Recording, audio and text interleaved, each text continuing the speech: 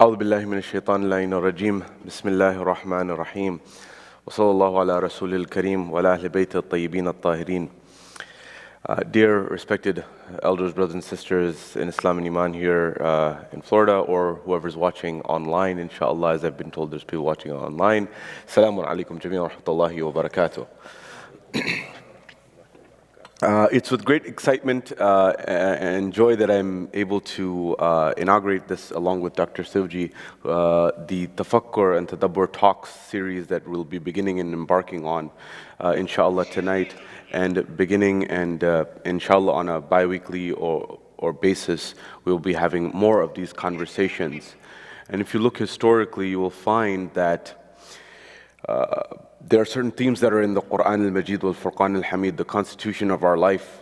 One is Tawheed, another one is man, society, history, leadership in the form of prophets, and a series of other things. Fighting groupthink, what the society has come to a normalization on realization on, which is wrong, to actually say something against that, which is wrong. These are themes. But another major theme is Allah subhanahu wa ta'ala referring to man, science, the world, and saying that we have made signs within them and in the horizons. We have made signs min anfusihim wa min afaqihim. That is, we have made these signs that are in the horizons as well as in them. So micro and macro is covered. And when you look at the causes of the decline of the Muslim civilizations, many people argue two Islamic injunctions that were part of Islam and have been followed in the history of Islam have been lost, and that is tafakkur and tadabbur. Tafakkur meaning to reflect, and tadabbur means to contemplate, deep pondering on notions. And Allah constantly reminds in the Quran, do they not reflect, do they not ponder, do they not understand? Regardless, this is towards that end, this conversation that we're beginning, inshallah. And inshallah, we'll have people talking about sciences and technology. In the next series, we'll have economics as well as other conversations on history, and people in different expertise will be conversing and giving their talks. So this is in that line. That is, if we can expand our horizons and our understanding, we can expand how we think, and we can expand how we also contribute to the body of knowledge. I remind you, and I remind myself first and foremost, that Shaheed Baqir al-Sadr, rahmatullahi alayhi, was not a non-mainstream. He was definitely mainstream. And he was the heart of mainstream, you would argue. So nobody can say that he was someone who was a fringe scholar. But even he, when he wrote Falsafatuna, our philosophy, and when he wrote Iqtisaduna, our economics, he came with a very different conclusion and deduction than many other scholars who were mainstream. And he said, based on his reasoning and rationale of understanding Western economics and Eastern economics, capitalism and communism, and understanding this dynamic of what is the time value of money as we teach it today. The first thing that anyone goes for an MBA study in America, they learn the time value of money. In fact, in undergrad, you learn about this notion. And he understood that. He understood that if you give me $100 today, it's not $100. It's not the same $100 if I return it in 1 year. With inflation today, it will be much less, $91, $90, something like that. So to make you whole again, he said a flat rate of interest was acceptable, because he said riba is what the Islam said was haram, and usury is what the Old Testament and the Bible said was haram, and not interest to make the person whole again. That was not. It was to loan sharking is what was banned. Now, I say this with the caveat that all the other scholars disagreed with him, but he'll still maintain that position. And he was mainstream, and in fact as mainstream as it gets. So what I'm saying is, the level of expansion that someone has within their horizons of understanding allows them to deduce more novel interpretations and understandings of what the jurisprudence is. And that has been true throughout times. And this is something that we may need to revive. And I invite you to not accept this initially, and those online, and I invite you to just think about it. It doesn't have to be that one accepts. We may float that. Regardless, this was a bit longer than I had intended. I'll conclude here because this was the initial talk and people may not be able to see the relevance. Remember, when you're embarking on a certain journey, the history of civilization says that certain people are ahead of their times, and certain programs may be ahead of their times. There may be people who are watching online who are saying, well, this is a little overdue, and this should have been done a long time ago. But at the same time, the expansion of what we need is a populace that is well educated and well understanding. When majalises and lectures were going on in perhaps in the East, the notion of alim was the person who was on the mimbar would perhaps be the most educated. I'm talking about hundreds of years ago or 100 years ago, and the audience may not have been as educated. Now, at the same time, in Western societies that we are going to, places like I've been to and you've been to in Seattle and Silicon Valley and New York and Los Angeles and Chicago and DC, yes, the populace may not be as understanding of the Islamic dynamics of the equation, as in they may not have studied formally in the Hawza. However, one cannot say that they are uneducated or illiterate, because they may be very well versed in science and technology and mathematics and physics, and there is some rational deduction there, to say the least. So how do we reconcile this? This is the real crux of what we're trying to do. Invite us to do tafakkur and tadabbur, to reflect and contemplate, and also understand from the different perspectives that are within our community. And without further ado, I will bring it to our conversation tonight. I am extremely privileged and honored to be able to introduce Dr. Abbas Shivjee, who has been a integral part of our community, and he's been a mentor to me in our Fajr programs. I've learned so much from him in that and other places. He's a Fulbright fellow. His resume is really long. You can probably check it online, and we tried to share as much as we could. But rest assured, simply, I think it suffices to say that Dr. Shivjee has a glacier named after him. Not many people can say that. He's been to the North Pole, South Pole. He has research facilities all over the world, and he's been doing some phenomenal work, and I thought it was very important to learn from him some of the life lessons that he's learned in the travels that he's gone through. And so without further ado, I'll pass it on to Professor Dr. Abbas Shivjee. I do, yes. Please welcome with a loud salawat ala Muhammad wa ali Muhammad.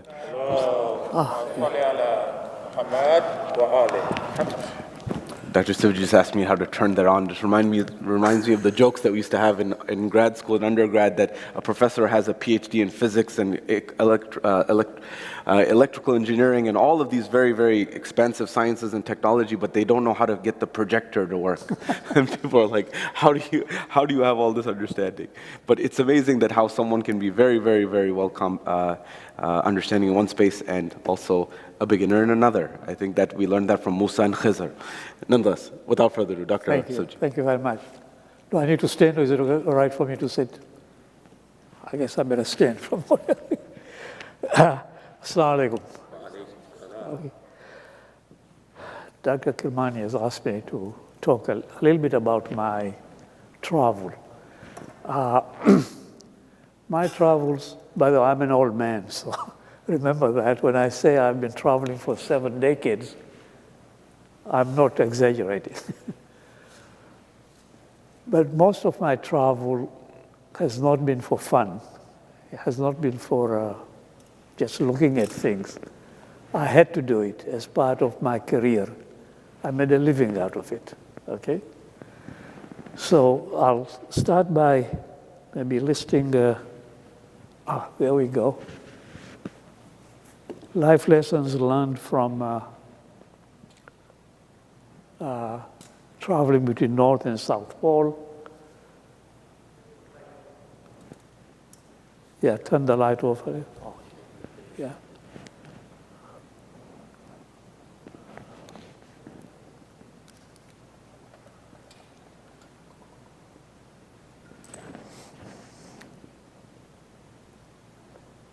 Okay. Well, these travels have been very extensive. They've covered almost all the continents. But I have a question for you. How many continents are there in the world? Bashir, you may not answer that. He's a geographer. Everybody says 5, 6. The 6th one is in Antarctica. Okay? It's a continent, but it is covered with ice. So nobody thinks about it. But you know, in the moment, every country in the world wants to have a post in Antarctica. Why? Can we count them out, Dr. Shivjee? Sorry to interject. Can we count out the continents? Oh, okay. All right. What are the continents? Africa, Asia, Europe, North America, South America, and Antarctica. Australia and Antarctica. Yeah, 7. Yeah. So, but most people don't think of Antarctica as a continent because, oh, it's just ice there. Yeah, it is true there is ice, but there is land underneath.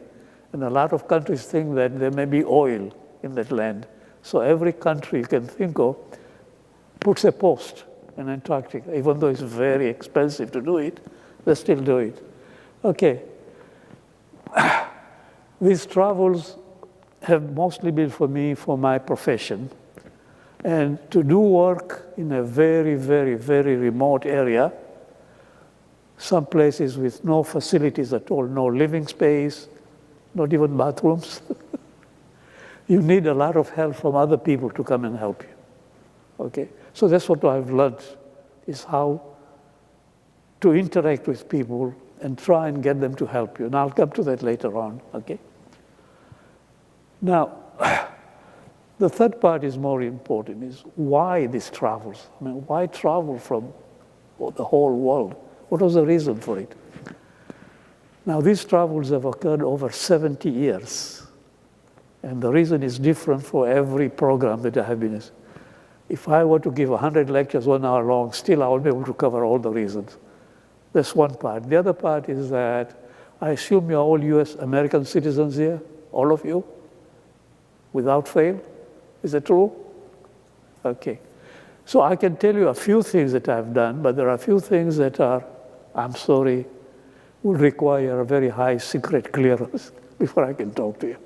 So we will leave that aside, okay? All right, so let's see whether we can go to the world map here.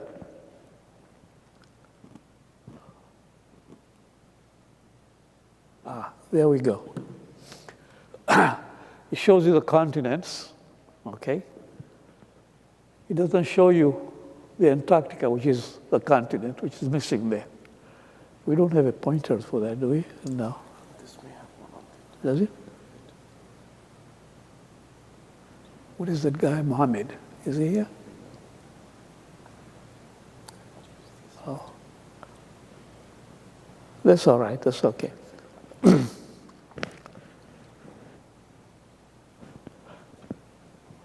Is he bringing me a pointer? There we go. Thank you very, very much. Thank you. What do I do? You can just press this. Press here, and it will show up there. Okay. All right. Well, this is the Arctic region here. The North Pole is somewhere here. And the South Pole is in Antarctica. Now, you'll see that there is no landmass north of that area. So the North Pole is not on a piece of land. Is it where? In the ocean. So if you want to go to North Pole, you got to take a ship, but it has to be a very, very special ship. And that ship is an icebreaker, a ship that can break ice and proceed. In Antarctica, the same problem is to get to the part of the Antarctica, you have to break the icebergs before you can get there. And we in the US have not built enough icebreakers, so we have to pay our good enemy, Russia. They have a lot of icebreakers because they're in the Arctic region, right? And they bring the icebreakers and take us to the South Pole area. Not completely, but at least on the coastal region. Anyway, so my travels have been all over this place, and including North Africa here, Europe, India, Japan, China, but I haven't been to Russia, though. There's a good reason for it, though. We won't talk about that either. Okay. Let me show you the next slide here, if I can. There's an icebreaker. So if you want to go to North Pole, you got to get one of those. This belongs to the United States Navy, by the way. So, if you can convince the US Navy that You'll do something that will help them, they'll take you on the ship. Okay? And this is the South Pole. The South Pole is right on there's ice, but there's some land. Here is the South Pole. We have a US flag, and this is one of my hundreds of students that I have taken to every region. It's interesting, I've had a lot of hundreds and hundreds of undergraduates and maybe hundreds of graduate students doing their PhD. Guess what? The undergraduates turned out to be, on the average, a lot more scientifically and engineering-wise productive than the graduate student. They were so intense about it. They built good equipment for me and traveled all over. So that's one of my undergraduate students. One thing interesting is that this is a South Pole right there. You come 1 year later, it is not there. It has shifted. Why? Yep. The land has, the South Pole point on the land itself has not moved, but the ice above it drifts. So every year, you got to go and find the new place where the South Pole is on the ice. That's how things go. Anyway, so let's go back to the map if we can. Let me see here, yeah.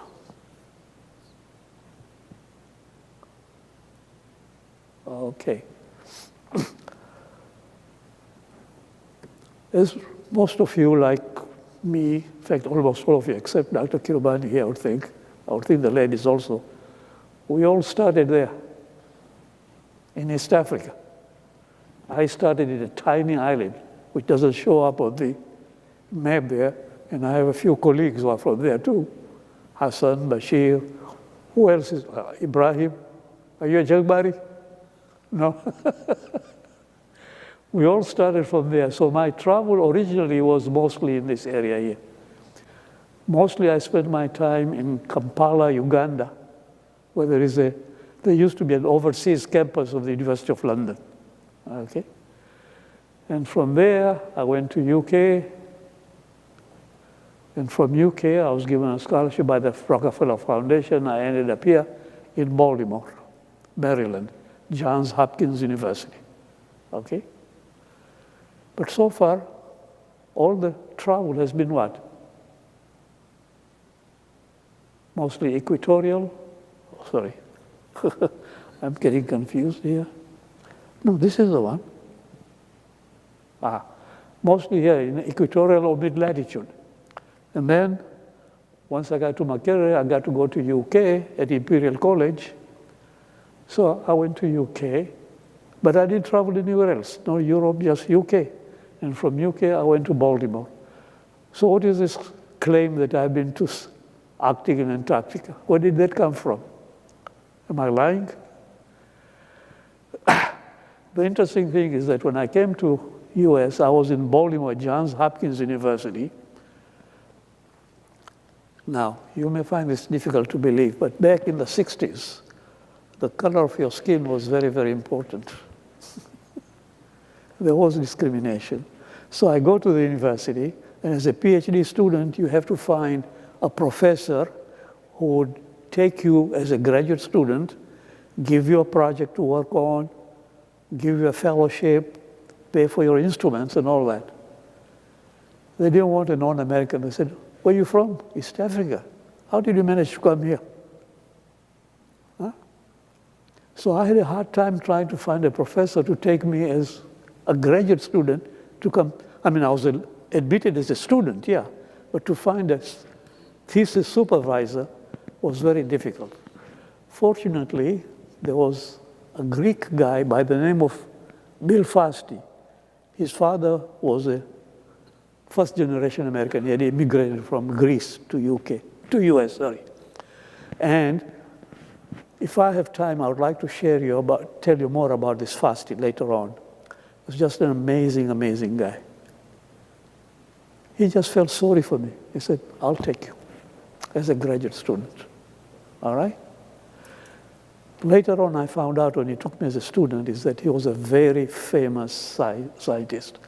And NASA and the Air Force, US Air Force just loved him. And they would give him anything he wanted.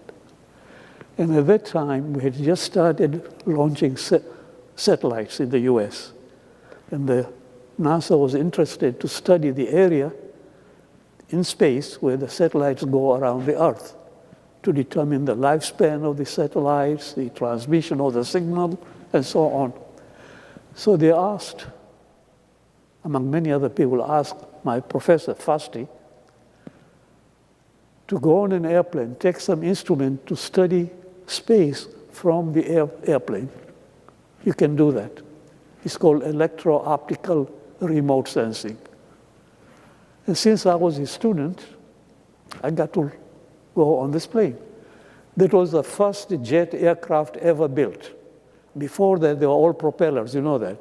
In East Africa, which airplane did we use? We went from Zanzibar to Makerere on what? DC-3. Remember DC-3? Yeah? So the first jet aircraft ever built by Boeing was called Convair, C-O-N-V-A-I-R, Convair 990. Okay? And NASA bought that and told Fasti, you're going to put your instrument here and make all the measurements for us. Now Fasti said, I don't have time to go and travel all over the world. I have a family here, right? But you, as a graduate student, you have a family too, but you can leave them around. You go on the plane. So on that plane, I went around the Earth here about 30, 40 times over a 20-year period. Now remember, going around is 24,000 miles, all right? And you do that so many times. I covered more than 1 million miles. Unfortunately, NASA did not have a frequent flyer program. I'm told today, do you read the newspaper today that the airlines are trying to kill the frequent flyer program? It's costing them too much money. Anyway, so I went around here all the way, okay?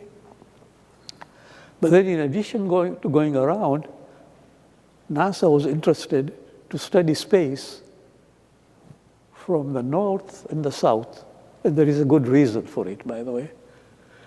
You know that if you're in the Arctic region, you have 6 months of night and 6 months of daytime, and same thing in Antarctica.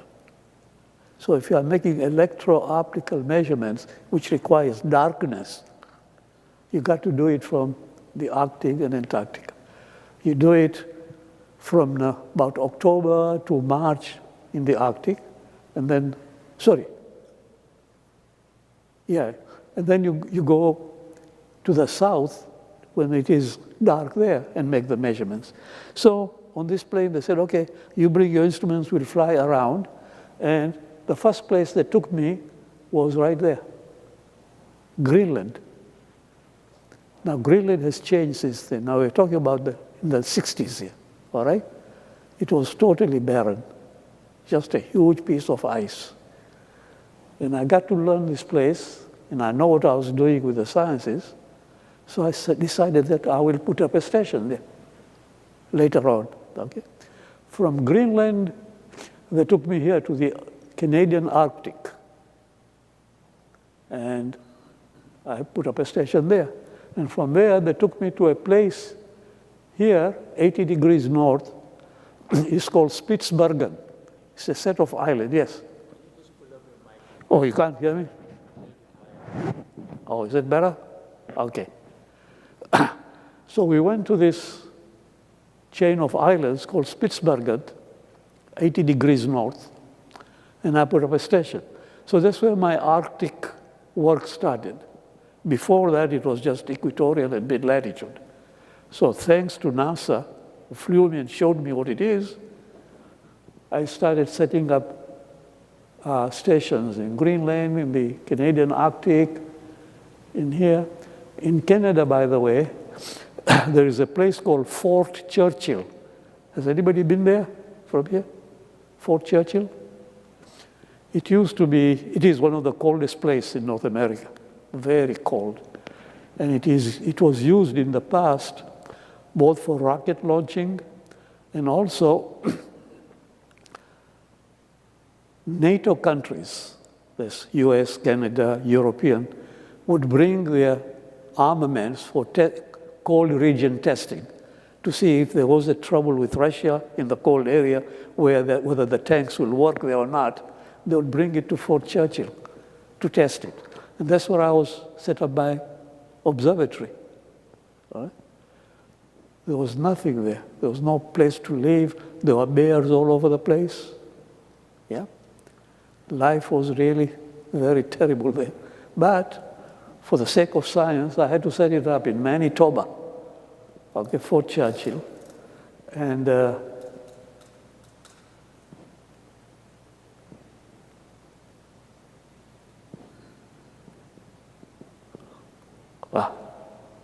there it is. Okay, so from here, so I've got a Greenland, Spitsbergen. I should tell you something about Spitsbergen.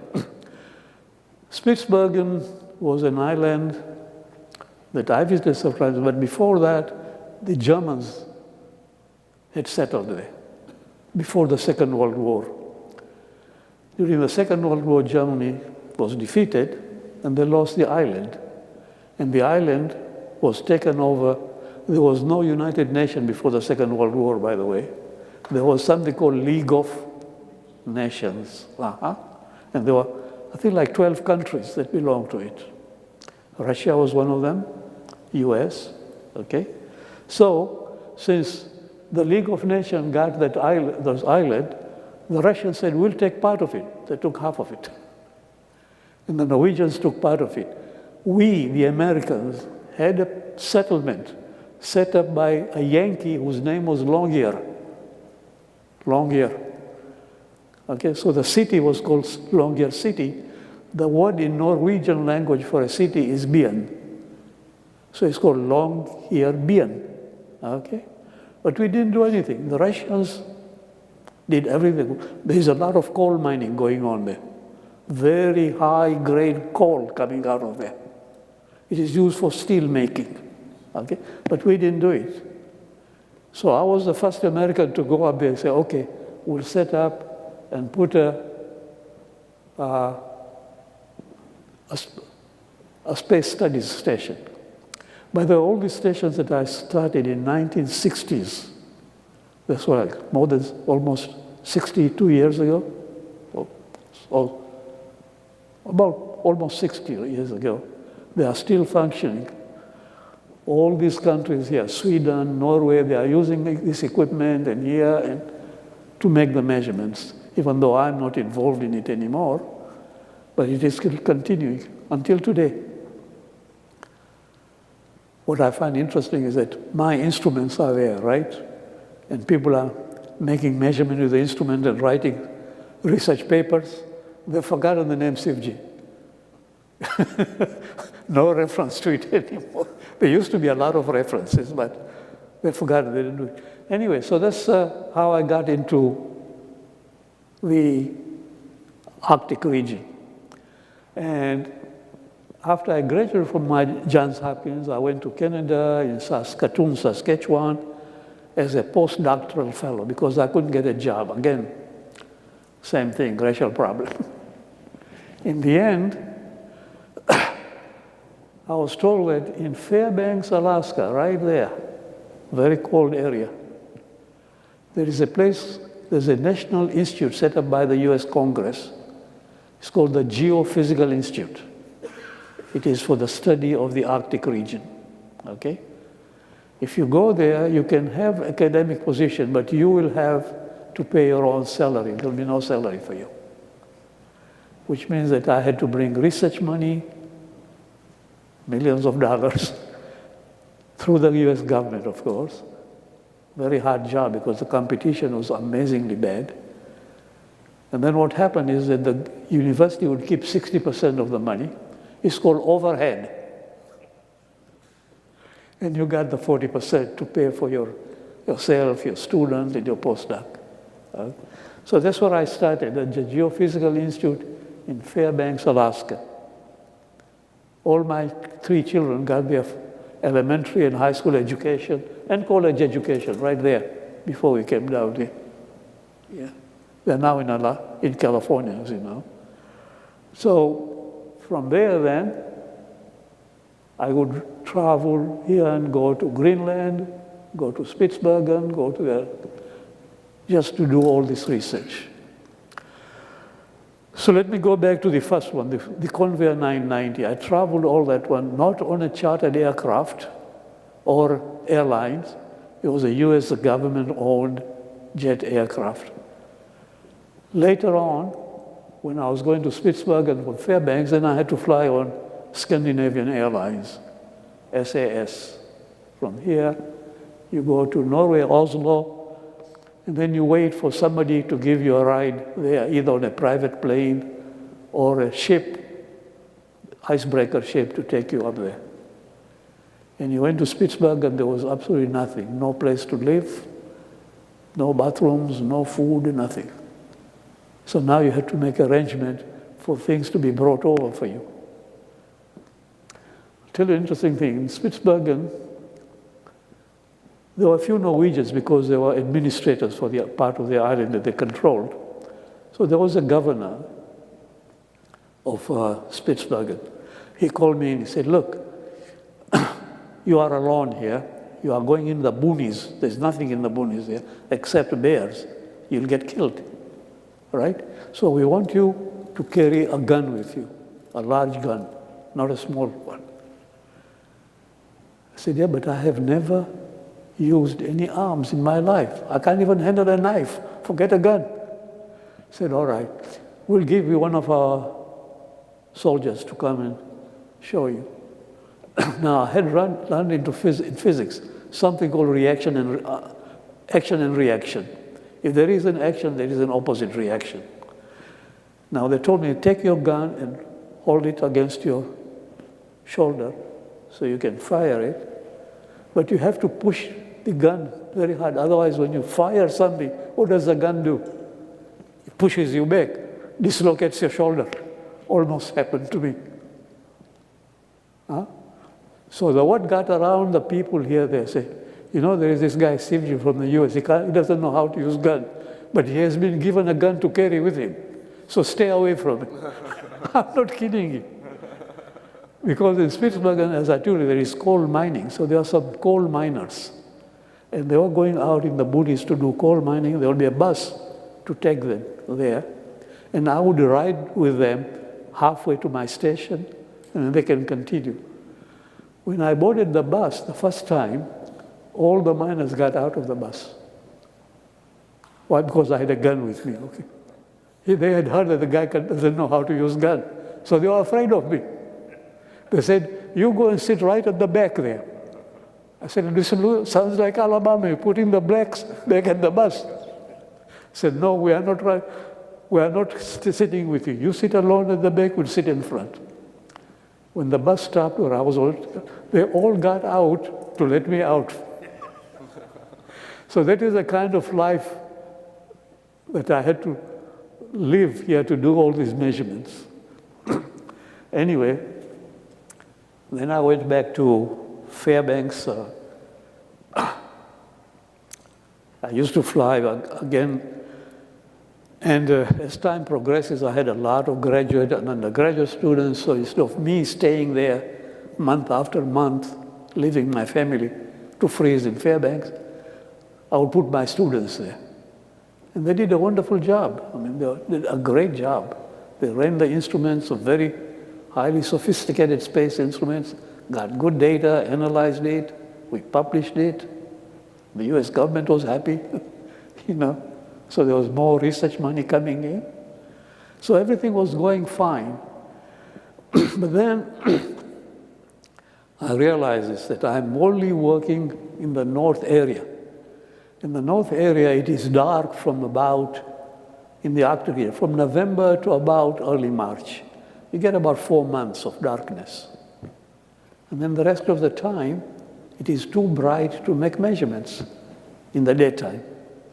Okay? You have a few hours at night, but not much. I wanted data continuously, some in the north. So somebody said, how about you go to the South Pole? You'll have 6 months of darkness there, right at the South Pole. So I wrote to the government again, say, hey, you want the data from space? Huh? We'll go to South Pole.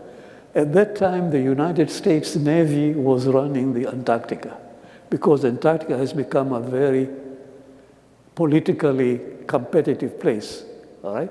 So the US Navy got involved in it. So I had to fly to New Zealand, take a US Navy plane. You know what kind of plane it was? C-130. How many of you have heard of that? You know what a C-130 is? Huh? For armor. Cargo for mostly what? Tanks and guns, right? So you go inside this C-130, it's a bare fuselage, no insulation. It's just metal, right? No seats, no bathroom. It's a little different than Emirates. It's not like So you go there, the temperature inside is the same as outside at 30,000 feet. You are freezing. Now, why am I telling you this? Because of the torture that you have to go through. We would leave New Zealand to go to Antarctica. It's about 12 hours ride, because it's a propeller thing. It goes at 175 miles an hour. That's it. Well, you go halfway around, about 7-8 hours of travel. The pilot says, you are having a mechanical problem. You have to go back. What? We've already traveled 7.5 hours. Yeah, we have to go back 7.5 hours. 15 hours wasted in a cold place with no facilities.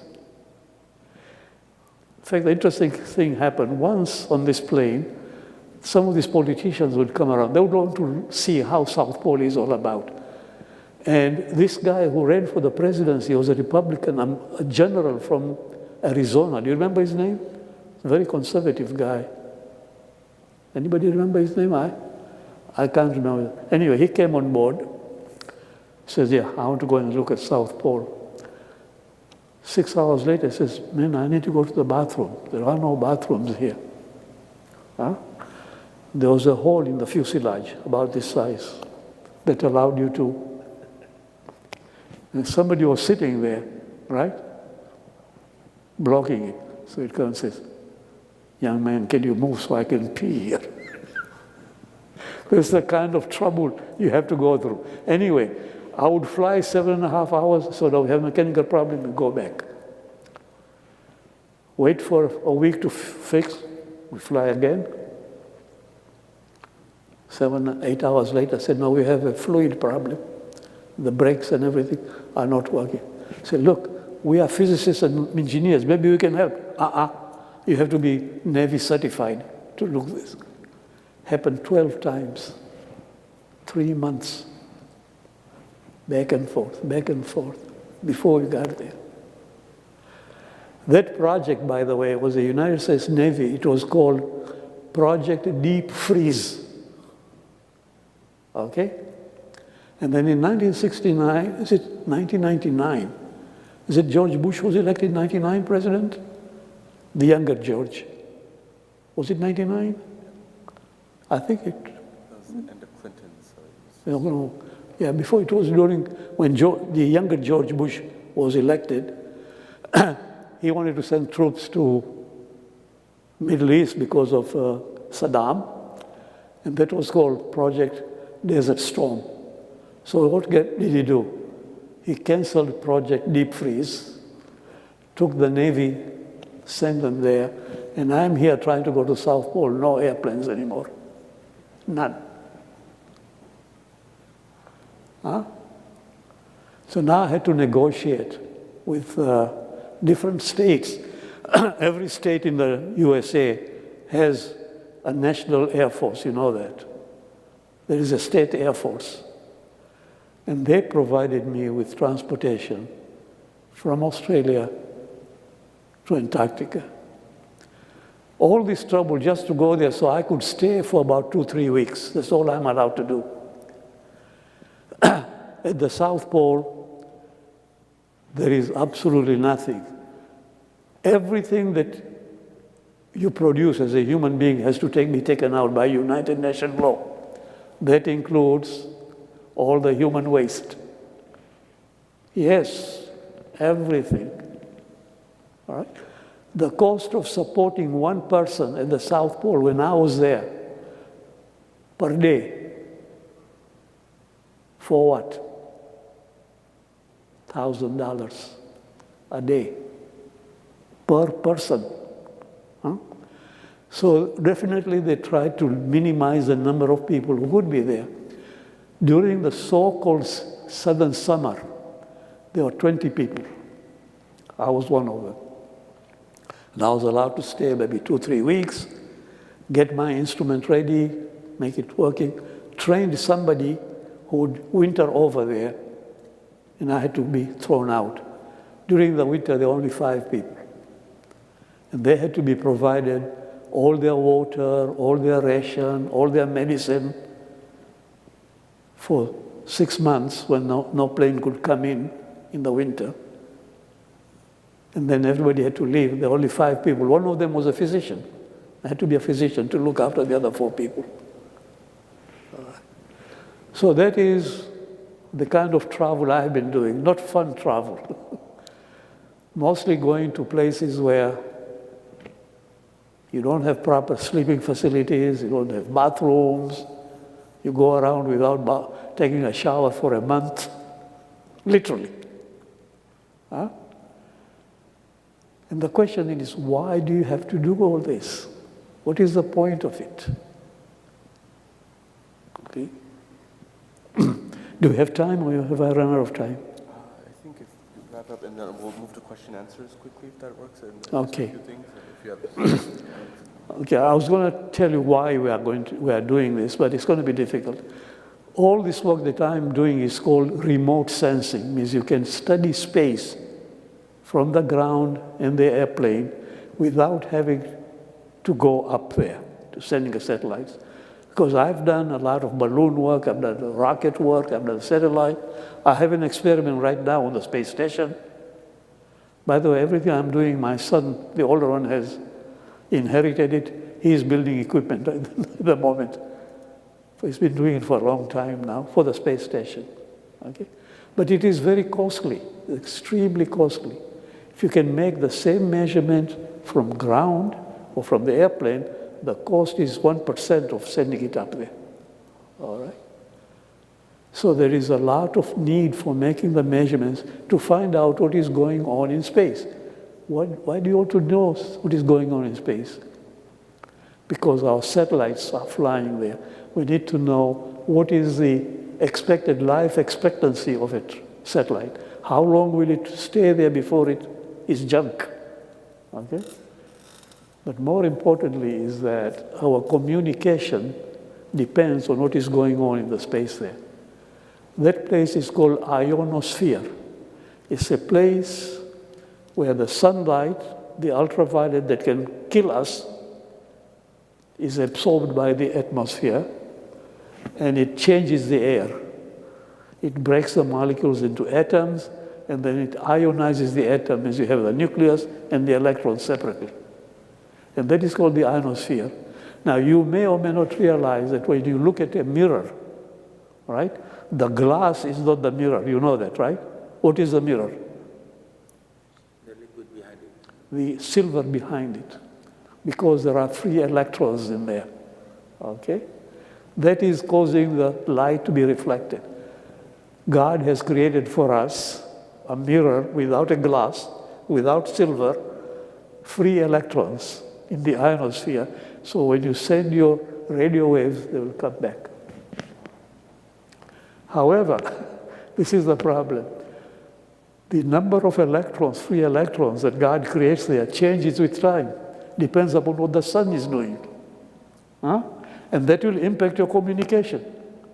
The satellites are flying a little above the ionosphere. So if you want to communicate with the satellite, which we do all the time, this one here is communicating with the satellite. Yeah? You need to know what frequency to use to communicate with the satellite. And that frequency depends upon the number of electrons in the ionosphere that God is creating. Huh? And that changes with what the sun is doing. And my job is to look at that and tell the government, because it impacts everything that we do. It impacts all the aircraft travel here on the ground, because they use a satellite to navigate them. The ships use the satellite to tell them which part to avoid tides and things like that. So all the big companies you can think of, food manufacturing, transportation, everything, depend upon the satellite, and they're all interested in what the ionosphere is doing so they don't lose the signal.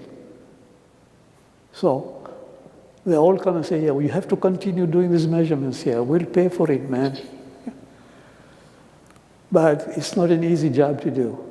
Now, before I leave you, let me tell you this. The sun is very critical to our life, right? We get the light from the sun. Not only does it keep warm and we can see things, what else has the light to do? Why are we dependent on light besides warmth and Greenery right there. it all comes from light, right? Photosynthesis. Huh? Without light, you cannot grow your plants. Huh? All right? So, understanding what the sun is doing is critical to our life. But we only think of the sun giving the energies in the form of light because we are not aware of other things. The sun gives out 3 types of energy. One is light, but we only see a very small section of light. The light section is very, very large, and we see less than 1% of it because our eyes are only sensitive to what we call the visual part of light. You call it Vibgyor, right? If you take light through a prism, you see all the colors: violet, indigo, green, blue, orange, yellow, red. But besides that, there's a lot of other lights that we are not sensitive. And some of it is very harmful, and the atmosphere absorbs it to keep us safe. The ultraviolet, for example, causes skin cancer, melanoma.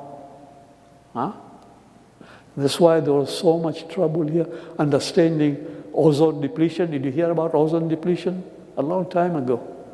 They say it comes from because you are using spray cans, the gases go up and destroy ozone.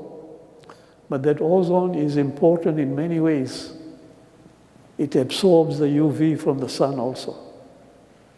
Okay? So a lot of things are going on that we are not aware of, but it controls our lives.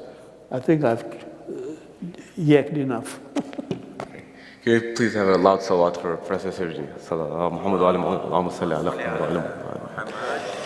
There's so much to unpack there, and just before we open up to the floor for some questions, the whole concept, just to contextualize this, the whole idea behind this notion is to kind of see, get some glance of how people see things in the world. I just started picking up on golf, and so I'm very new to this sport, but it's addictive. And so the person, me as someone who's just coming to this field, is very different than someone who's been playing for a long time. They know the wind, they know the terrain, they know the whole dynamics. The reason I mentioned this was the Quran gives a lot of insights and to us to reflect on certain things. But what we see may be very different than what someone else says. I'll remind you of something. Dr. Michio Kaku, who's a physicist and someone who has been a public intellectual, one time he was mentioning in a documentary that a friend of his was joking that when you see a body of water, like a river or something like that, do you see equations in your head, like mathematical equations and things of this nature? And he was making a joke. And Dr. Kaku said, I looked right back to him and I said, yes, that's exactly what I see. And he said, I can't imagine what life would be like not seeing that. As in, you don't know what you're missing. And the whole idea of this was to get a glimpse of how people see things. So I'm hoping in this question answers we can just understand how you see. I know Dr. Feynman, Richard Feynman, was a preeminent philosopher. He was a philosopher and a physicist. He was a physicist predominantly, but he impacted Silicon Valley tremendously. If you look at some of the Silicon Valley entrepreneurs, the way they think was taught to them by Feynman. And essentially, he said that there's a mark of an intellectual mind is how many questions you can come up with. For example, he says, do ants see? For example, when they see a sunflower, do they see colors? And if they do, what kind of colors do they see? Do they see it the way we do? And there's a whole world there. Like when you think about and reflect on, like Surah Namal and the whole story within the Quran about Sulaiman and these creatures, or when Allah says about the Nahl or the bee, وَأَوْحَيْنَا إِلَى النَّحْلِ, what radio frequencies or what waves are being used there? And so the level of depth that we have there has an impact on what we understand of that, and so it's important for us to see that. Inshallah, I mean, you'll see in other spaces, even people who invest in stocks or trade in stocks, they'll have graphs, and what you and what a layperson may see is very different than what they're seeing. And so the question is, what do you see? And so the whole idea was to try to understand how do we see things from the perspective of a physicist, and also the life lessons that you may have learned along the way. So one of the things that I think you ended up doing things that you may not have been trained for in academia, such as negotiating and trying to.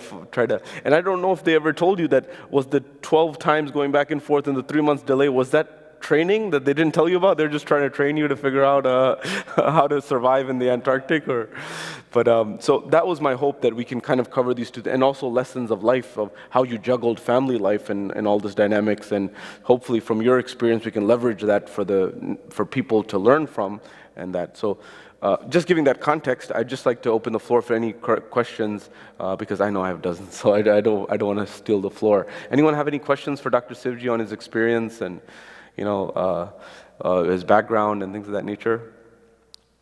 You had a silver spoon, right? You had a very, like from when you started, you had luxuries, like everything was laid out for you, or you just had to start from scratch? In other times, you started from bare bones, and it's an amazing, inspirational story. But question here. You said that, it's okay. Oh, for online. Yeah, you said that there is a space there that absorbs the rays of the sun. And you also mentioned that the satellites are above that sect. What is it called? Ionosphere. Well, some are the same height, some are above. Okay. Height is not the same height. So they are not being messed up with that ionosphere. No, They're fine. too small. All right. And the second question, who owns right now, who is running the show for the South or North Pole? The South who Pole- owns it? The South Pole is United Nations. And the North? North, there is no land there. Only ice. Yeah. And that ice is floating ice in the ocean, so nobody worries about that. Oh, okay. But yeah, there is also interesting whether the people are now looking for oil in the ocean. So whether there's going to be oil in the Arctic region or not, I don't know. Yeah. But one thing you asked me about, talking about what have you learned from all this, What I've learned is, actually what I learned when I was a kid, I had to do it, that the only way to get ahead or do anything successful is hard work. Nothing comes easy. Later on, about 30 years when I was a little older, I saw this picture of Albert Einstein sitting on his desk, and there was a small sign on his desk. You know what it said? It said a genius is 99% perspiration and 1% inspiration. It's your hard work that makes you success, not what you think you've been given in your brain. Work hard. So that's what I've learned, is hard work. That's the only way to get ahead. And the other thing was to develop respect for other people, because you are dependent so much on them. You got to respect their ways. They may be different from yours, okay? They speak different languages. Like, I don't speak Norwegian. I don't speak Greek or anything, And yet I had to deal with these people. The interesting is, I don't know how many of you are familiar with Norway. The Norwegians eat a lot of fish. So I was here in Longyearbyen with coal miners. Go in the morning and they have sardines for breakfast. And I said, thank you, I will come for lunch. I go for lunch and they have some other thing. And then I go in the evening. What is considered a high standard food in Norway is to take a fish, bury it in the ground for 40 days while it is rotting, then take it out and cook it. And they have a special word for it. And they had that for dinner. I went the whole day without a meal. Wow. Huh? But you have to adjust to that slowly. The way their thinking is, for example, they couldn't understand that I wouldn't drink alcohol. I said, what? I said, I never had a drop of alcohol. How can you survive? Because they all drank there. In fact, Norwegians tend to be very aloof people. They don't talk very much, all right? But in Spitsbergen, I found that some of them started coming to talk to me. You know why? Because the governor there gave a ration of alcohol to everybody. Everybody was allowed so many bottles of vodka and things like that. And they found out that I don't drink. So someone said, you go and get your alcohol and give it to us. So that's the only reason they would talk to me, is to get. But anyway, you have to learn their ways and try and adjust to them. And it's not easy. It's very difficult. You go to all these different places. Especially in those times when the communication and everything was very difficult. Very difficult. And there were no flights, and sometimes you had to take, a very small ship to go somewhere. Yeah. But that's life. There was one English lady, she started from in Antarctica, from the ocean side, the seaboard, and skied 350 miles from there to South Pole. And when and this is a young lady, it's like 24, 25 years old. And she got there, frozen and everything. We would not allow her to come inside our station to warm up and take a shower and get a meal because the government would not allow it. Wow. It was totally forbidden. So we had to sneak out whatever food we got, take a small portion of it, and at night when nobody was looking, go out and give it to her and give her blankets and things like that. Wow. I'm not the only one who has suffered. There are a lot of other people. Most of the time when I give a talk like this, youngsters, the first question I have is, are there other human beings outside there? That's the only thing. And one of the Sundays, I think 2-3 weeks ago, or maybe a month ago, I was trying to explain to people that we better be careful when you look for these aliens, space aliens, because life may be different in different places. What we consider ourselves may be different from what is going on there. And there are good reasons to believe, from a physical point of view, that you could have a totally different universe, totally different, that will not be very friendly. Not the people, just the system itself will not be friendly to us. But that's a different topic altogether. Yeah. How many of you would like to travel to the space station? I've trained a lot of young ladies to go up there. Wow. Do you know the first lady to go up there was an Iranian Shia lady from Houston? She paid $20 million. Today, Elon Musk will take you up there for $200,000 if you want to go. But not to the moon, just to the space station. Huh? 200,000. Oh, you talk to Ghulam Ali, yeah? Yeah, tell him we'll set up a masjid there. So one of the things that we wanted to kind of cover of this talks was to also the three domains of knowledge, that there's what we know that we know, what we know that we don't know, and then what we don't know that we don't know. So we know that, for example, we know how to we know there's a subject called mathematics, and we know how to add and subtract. We know that we don't know certain things. We know that there may be a subject called calculus or differential equations, but some people don't know how to do it. They know that there's pharmacy, or I know that there's an amazing biryani. I know Zanzibari biryani is really good, but I don't know how to cook it. But I can eat it. I know that.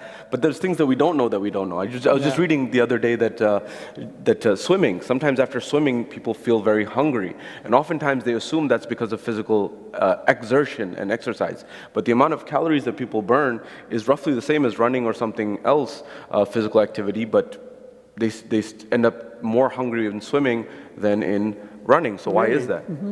So they were saying that the reason is actually the temperature of the water. And so the cold water has an impact of constricting the blood vessels, and when they get constricted, essentially that signal or the sensories that tell us that we're hungry, they get suppressed. And so when we get out of the water, they all flood in and tell you you're really hungry right now. But you never know that until you talk to somebody about that or learned about that. Or I was talking to one of my engineering friends and talking about, like, we think that Teslas and electric vehicles, they will easily become the new airplanes. At least that's what I thought. But he said, no, that you need a different technology for that. You need ion propulsion for airplanes if you want to make them not be using fuel, for example. So you wouldn't know that until you understand those things. And so it's just to broaden our horizons and understand those things. Any other questions from the floor about what Dr. Shivjee's journey and what he's experienced? Well, one thing I've learned is that all of us, as part of our defense system, our growth, have to be very selfish, take care of ourselves first, right? And that can lead to a lot of arrogance in us and a lot of other bad things. One of these travel things has taught me is that if I want to survive in this very, very difficult, I have to give up my ego. I have to stop thinking about myself, think of the people who are helping me, think about their problem, their concern. So it made me a lot more humble than I was before. That is the big lesson that I've gotten. How to respect other people's values, be concerned about their needs rather than just for oneself. That's actually really important. I was wondering if you could expand on that. Like, how do you deal with someone you may disagree with or not see eye to eye with? How did you handle it? I don't get into arguments with people, never. I stress. A lot of people think that maybe I don't even talk because you saw me when I sit here. I listen, but Hassan said, I've got 2 years, so I've got to listen, only one mouth. But that's what, you disagree with somebody, you don't have to tell him that you disagree. Just listen. Eventually that person will change. This is my experience. Eventually he'll say, okay, this guy is not fighting back. Maybe they'll also try and be nice to you in the end.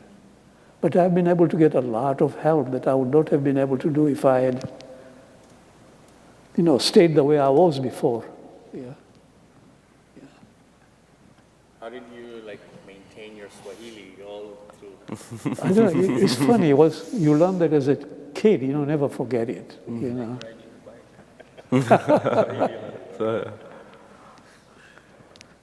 No, the funny thing People is... never spoken for years and years. Yes, yes. The funny thing is my kids can't speak a word of any other language besides English. Not even one word. And there's a reason for it. We think of the U.S. the way we live in it. When I came in 1965, there were no colored people besides the African Americans. My kids went to school. The teacher called me, said, look at this class. Your kids, they're only non-white kids, everyone. So to protect them from trouble, make sure that they only speak English and nothing else. So at home, you may not speak any other language besides English. So at home, we just spoke English. My wife was a Kachi, so am I. So we didn't speak in Kiswahili or Kachi, spoke it. That's why today even I have trouble communicating with you guys because you speak Gujarati all the time. I understand what you are saying, but I don't have that practice. One thing I was wondering if you could shed light on is there's the scientific aspect of you, but you also did leadership and management, sort of your teams underneath you. I was wondering if you could talk about the concept of negotiation and persuasion, because you got contracts which are not easy to come by in a very competitive space. What did you learn about in that of human skills and people skills along the way? The only thing I learned is that, by the way, not only did I have to fight to get all these research grants to survive, in the end, I became the research director for the government, and I was giving out the money. And I saw what is going on. Everybody, say, you write a proposal, I, as a director, would send it out to somebody to review it. Is this worth funding? That person would look and say, aha, there are good ideas that I can use to write my proposal, so if I allow him to get funded, there'll be less money for me. And you get that all the time, especially if you are not one of the majority people. You are, your name is Shivjee. Who is this guy? An FI. I won't tell you what FI is, but they know that. So a lot of times we just get this very negative input, and it's very easy to explode. Say, what the hell do you mean? I mean, these are excellent ideas. I'm doing this for the country. And you are putting me down all the time just because you don't like me as a colored person. But I had to suppress that. You can't do that. You can't get mad because you're not going to get anywhere. You just accept it, talk to them nicely, write more proposals. Then maybe if you wrote 20, you'll get one funded. Wow. So patience and acceptance, and even though it hurts, just take it. Just accept that's how world is. I'm sorry, that's a very negative lesson, but... No, I know. We've been discussing that Montesquieu, the French philosopher, said we have three teachers, right? There's your parents, your schoolmaster, and the world. And when you hit the world, you realize that things are very, very different than what your parents and school said, because... But things have gotten a lot better now than they were before, so it's not as bad now as it used to be. But getting research funds is always a big problem. When I was a research director with the federal government, I had a very high position. It's called executive services position. I would get all this proposal. Now there will be a competition. I will have, say, 100 proposals. I could only fund, say, 20 out of 100. They're all good proposals. If I turn down some proposal, that guy would call his senator or House of Representative guy and say, this guy is not funding me. They are discriminating against me. And I'll get calls saying, how dare you turn down somebody from my constituency, from the federal politicians. And it got so bad after 1.5 years, I said enough. I left and went back to university. Oh.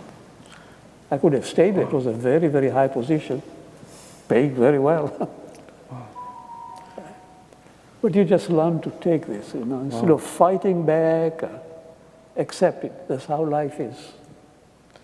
So your son Mazahir is in California. Yes. He's doing similar research. Well, he's an engineer. He is not doing research. He's building research equipment for the space station, for the Air Force. So during your times, could you have done that from California too, or what he's doing?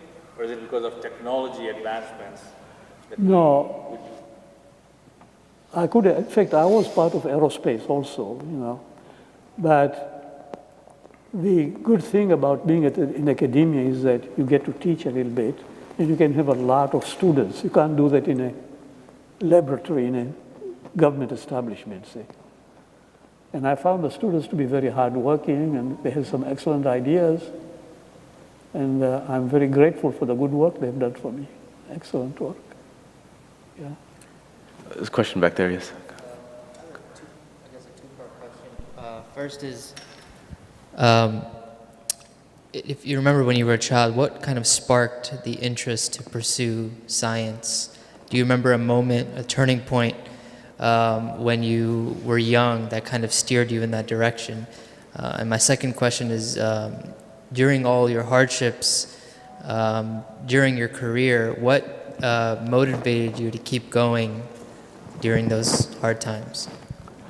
Okay, I'll get back to the first one. How come I ended up in physics? It was not my first choice, okay? I wanted a scholarship to go and get my bachelor's degree. And the Zanzibar government at that time said, no, you can't study anything because we have enough.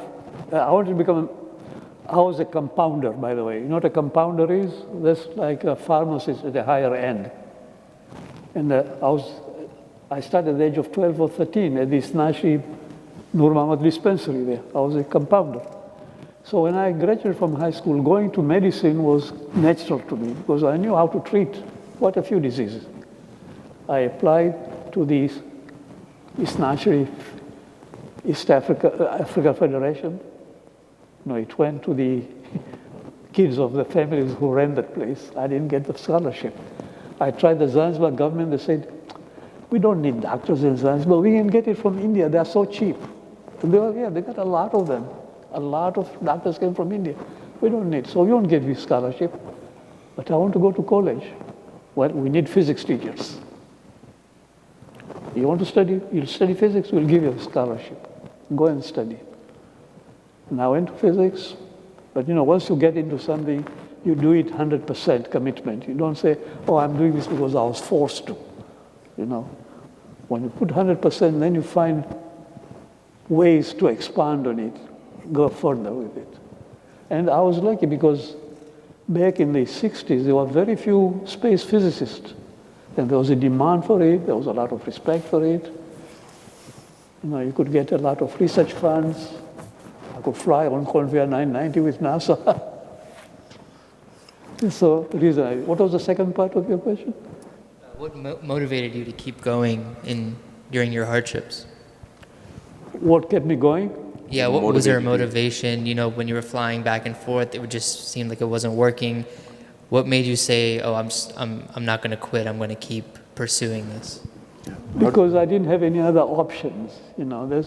All I knew was how to come up with ideas for research, and then persuade the government to fund the research work. And that research work supported me and the students. That's the only reason. I should have given, if there were other opportunities that there are now, I would have given it up a long time ago. But there weren't any at the time. Yeah. No, life was difficult and different. I'm glad that youngsters now do not have to face that kind of challenges and difficulties. Yeah. Yes, sir. I'd just like to ask you a question. That with such a hardship that you've undergone, how did you maintain your religion in your family life? Remember that I grew up, like Bashir and Hassan, in a country that was 99% Muslim, okay? There was a very large Shia Ithnashi community, and the life was, for a kid, it was based on going to mosque all the time. So it became like a, habit to do it. You woke up 6 in the morning, go to, for your Fajr prayers, and you got a breakfast, of course, all right? And then there are 10 majlises during daytime that gave you. And so that's my background. Until I was 18, that was the life I had. And then, of course, it all stopped when I came here. In the state, there wasn't anything. But now I have learned that religion is more than just praying all the time. Praying is important, but it's a very small part of religion. He will tell you that education, even in prayers, the reason for getting together to pray is what? Social interaction, right? Especially with a Friday, you can't have a Friday prayers at all the mosques. It is to get all the people together and bring, and that is helping me now. I'm alone. My wife died 23 years ago. My kids are in California, in Alaska. I live alone. Loneliness is the worst thing you can ever get. What this religion and community has provided me is social interaction. I come here 6 in the morning. I sit with Hassan and others. We pray here, we sit with him in the breakfast room, we go for a walk for 3 hours. It gives me a social outlet. And then I come for Zohar, Asar, I come for Maghrib every day, 3 times a day. So it's been more than religion now. It's the other part of religion, which is social interaction, that has helped me stay together here. Now you may disagree with that, but to me that's a very important part of religion. But you have said several times that, social interaction is part of religion,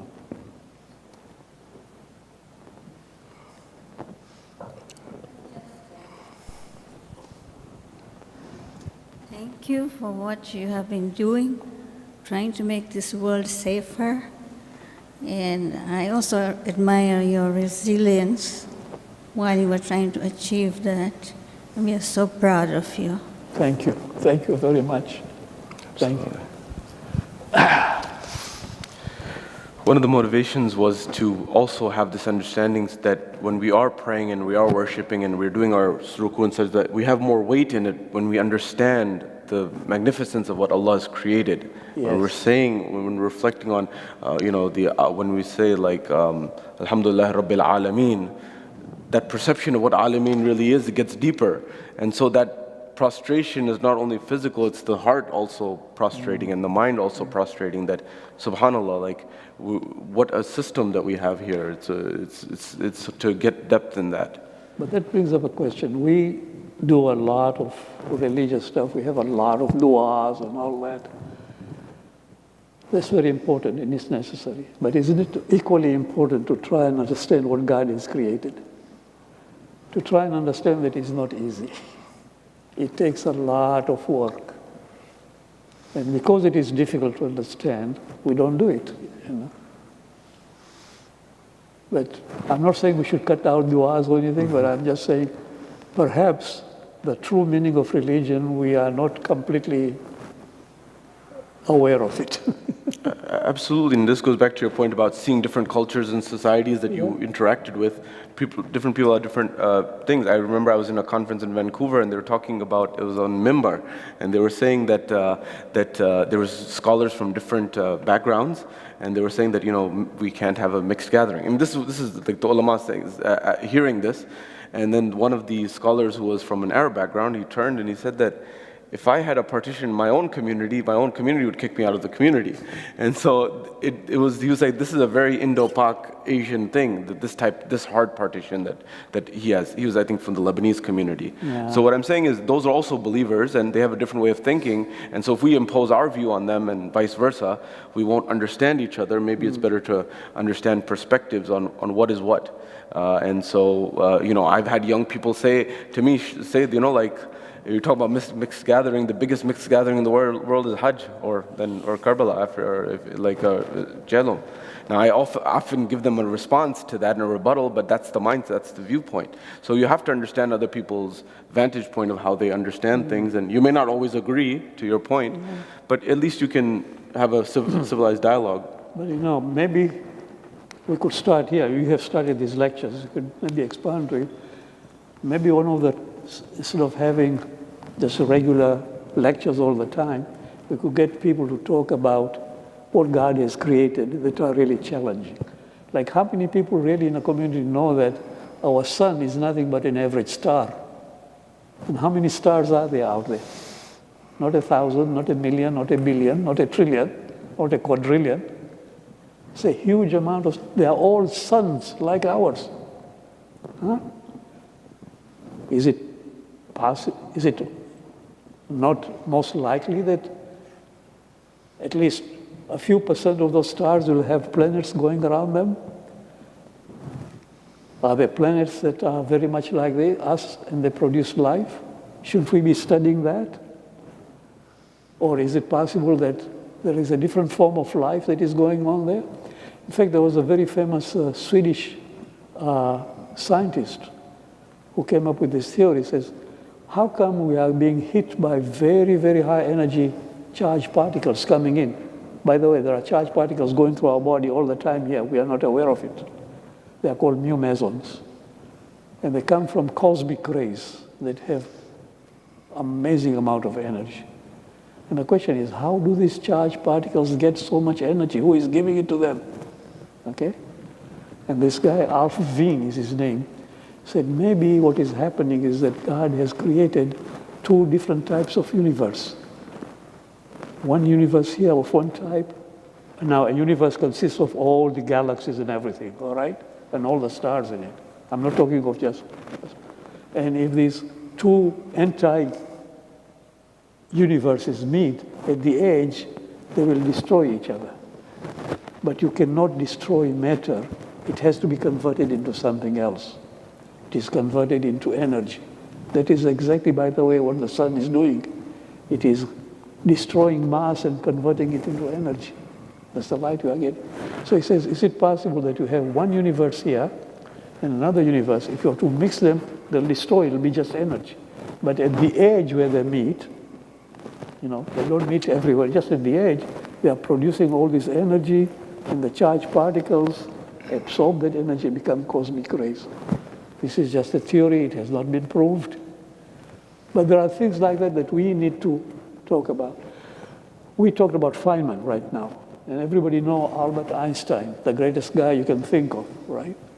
His contribution, I don't think is appreciated even by 1% of what he has done.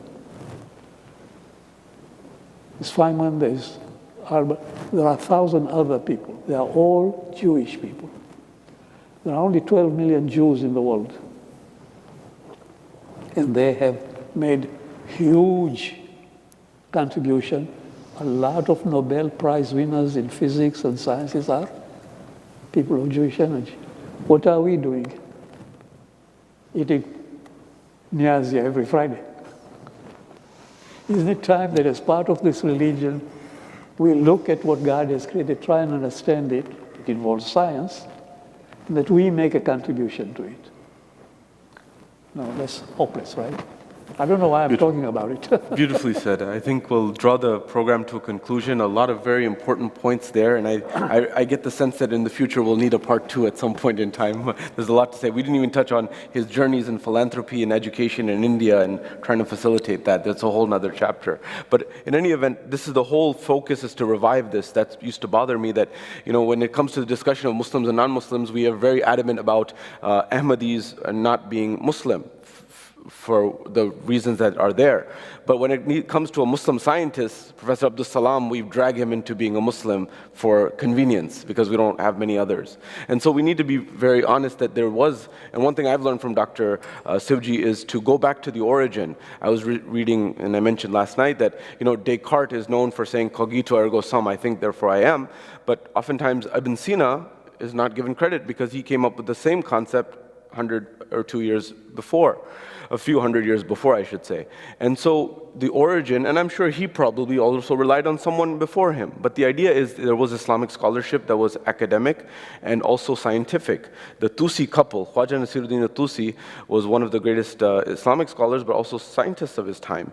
And the Tusi couple, Copernicus's model of the rotation of the universe is not complete without the Tusi couple till this day. And so he was a mathematician and a physicist and a scientist. So we had that tradition, and hopefully we just have to revive it. Stanford University has set up a Muslim mental health lab.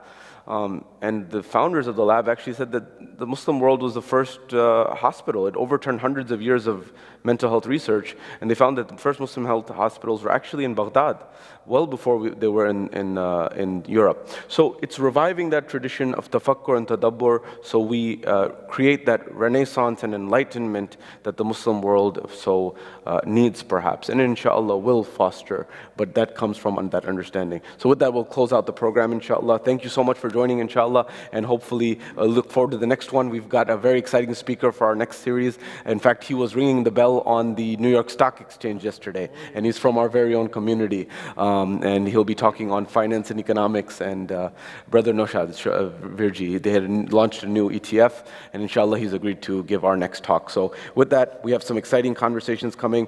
Thank you all for participating, and I wish you a good night, and we'll conclude with the salawat ala Muhammad wa ali Muhammad. Allahumma salli ala Muhammad wa ali Muhammad.